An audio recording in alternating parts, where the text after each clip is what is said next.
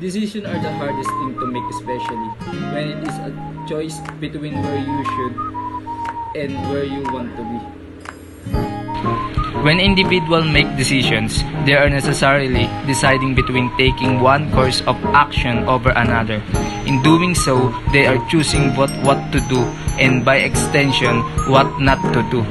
The value of the next best choice for one is called the opportunity cost. The decisions we make play a vital role in our lives. In many ways, they shape our future. Yet, most people aren't really conscious of just how impactful many of their decisions actually are. They go through life without paying much attention to their truth or actions. Of course, we cannot control everything that happens to us, but we can still make decisions that align with our life goals. So what if you have to choose between your own interests and common good? So what will you choose?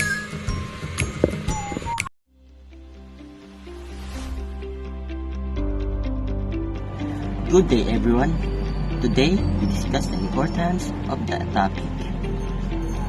Utilitarianism is considered as one of the important ethical theories because it finds moral worth in those actions that maximize overall happiness. Utilitarianism is a philosophical view or theory about how we should evaluate a wide range of things that involve choices that people face. Among the things that can be evaluated are actions, laws, policies, character traits, and moral codes. Utilitarianism is a form of consequentialism because it rests on the idea that it is the consequence or result of the actions, laws, policy, etc. that determine whether they are good or bad, or right or wrong. In general, whatever is being evaluated, we ought to choose the one that will produce the best overall result. In the language of utilitarians, we should choose the option that maximizes utility. Therefore, utilitarianism is the great amount of good for the greatest number of people. So for today's video, we're gonna discuss the two classical utilitarians. They are Jeremy Bentham and John Stuart Mill. Bentham and Mill both believe that human actions are motivated entirely by pleasure and pain. And Mill saw that motivation as a basis for the argument that since happiness is the sole end of human actions, the promotion of happiness is the test by which to judge all human conduct. Jeremy Bentham, 1748-1832, founder of modern utilitarianism, he was an English philosopher, jurist, and social reformer. John Stuart Mill, 1806-1873, former member of Parliament of the United Kingdom, one of the most influential thinkers in the history, he defines morality as a system of rules.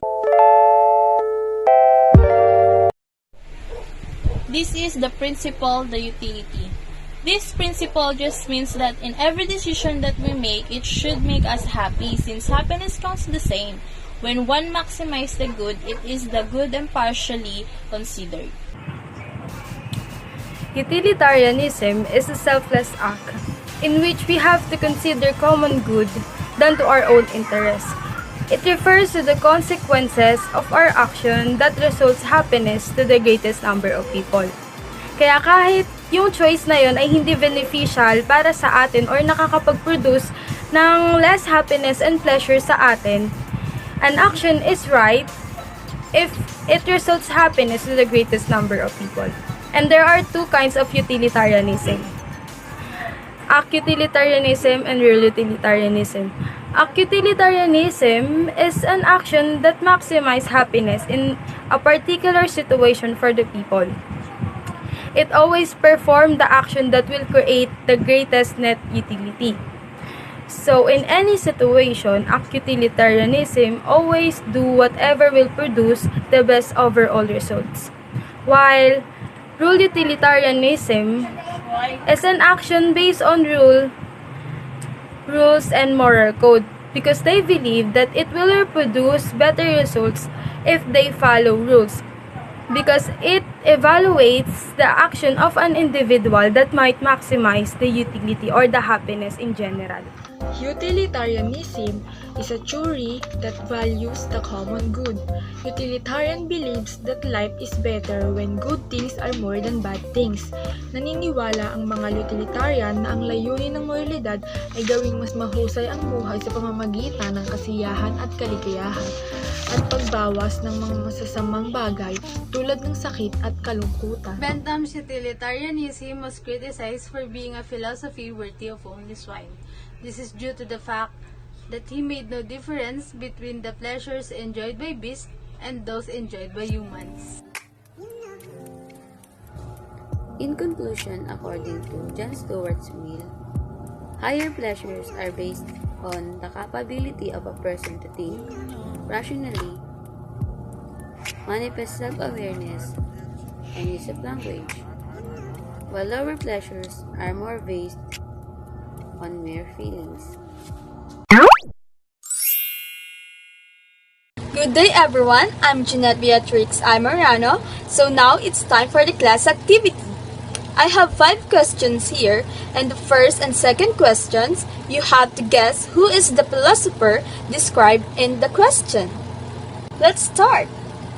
Question number 1. Who wrote Utilitarianism, where he expounded his ethical theory, and the ethical theory may therefore be called qualitative utilitarianism. He defines utilitarianism as a theory based on the principle that action is right in proportion as they tend to promote happiness, wrong as they tend to produce the reverse of happiness. If your answer is John Stuart Mill, then you're correct. Question number 2.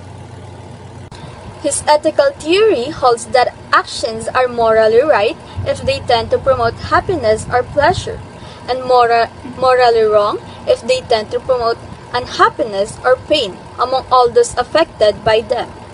If your answer is Jeremy Bentham, then you're correct. Let's proceed to the third and fourth questions.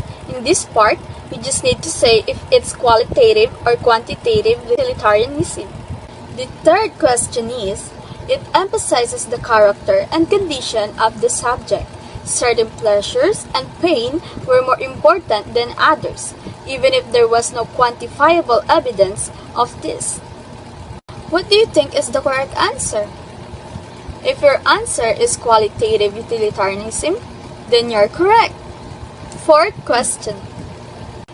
Concerned with the aggregate utility maximization, that is maximizing everyone's overall happiness, and employs a hedonic calculus to determine the rightness or wrongness of actions. If your answer is quantitative utilitarianism, you're correct. And for the last question, I have a situation here and you just need to analyze and say if it's utilitarianism or not. So here's the situation. There's a big man standing on a footbridge that goes over the trolley track where those 5 people are about to be run over. And the only way to stop the trolley is by pushing him. So the man pushed the big man to save the 5 people. Is it utilitarianism or not? If your answer is utilitarianism, then you're correct. Why? Because utilitarianism is a moral theory that supports actions that promote happiness or pleasure, while opposing actions that cause unhappiness or harm. An action is right if it benefits the greatest number of people in a society or group. And that's all for the first and the easy part of the activities. Thank you! Hi, I'm Mark Luis Gomez from Block 23, seat in SW12. Ang i-report ko is about sa activity about utilitarianism. So, let's go. Ang activity na ginawa ko ay tinatawag na Guess the Meme, which is magpapakita ako ng meme na about sa utilitarianism. Then, sasagutin nyo kung ano yung pinupunto ng meme na yun. Okay? Let's go. Here's the first meme. On the top, study philosophy. Second, study doctorate in philosophy. And the third one, study Greek and philosophy in the age of 3. So, sino yung tinutukoy ko dito? I'll give you 5 seconds to answer it.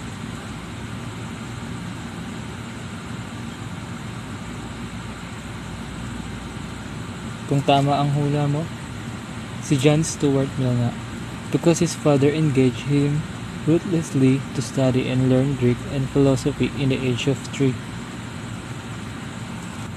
So here's the next meme.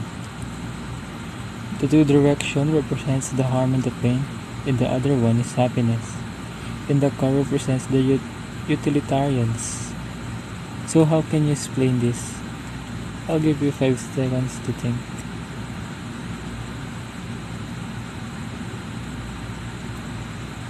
So here's the answer.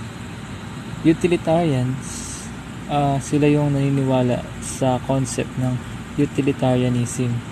And ang utilitarianism, ang concept na nag-advocate ng actions that foster happiness and pleasure and oppose action that cause unhappiness or harm. I have a question for you for this next meme. Does bombing of Hiroshima and Nagasaki in Japan is ethical? Sa Tagalog, ethical ba ang pagbobomba sa Hiroshima at Nagasaki sa Japan noong World War II?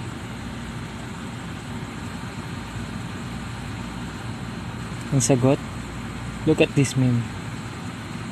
According to utilitarianism, it is ethical.